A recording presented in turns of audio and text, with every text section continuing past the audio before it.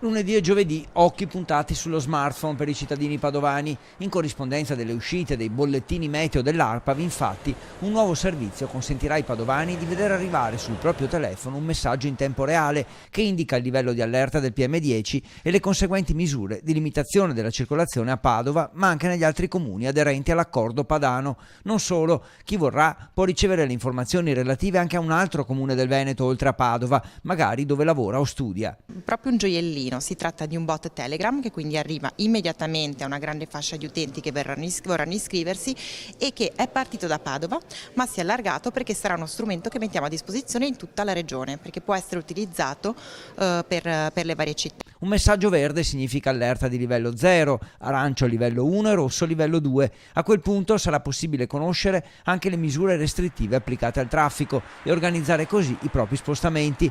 Per ottenere questo servizio i cittadini devono solo scaricare la app dedicata sul telefonino e iscriversi al servizio. Questo è proprio uno strumento di comunicazione, ce lo siamo detti tante volte, siamo in una società in cui è necessario comunicare immediatamente, questo soprattutto con gli scatti del lunedì e del giovedì che entrano in vigore il martedì e venerdì, quindi uno strumento necessario per essere all'altezza con i tempi. Viste le possibilità che questa tecnologia consente, in futuro si potrà utilizzare anche per altre informazioni importanti e collegate sempre al meteo, come il livello dei fiumi o la quantità delle piogge. Il servizio sarà attivo fino al 31 marzo, quando la primavera dovrebbe far tornare la situazione dell'inquinamento atmosferico alla normalità.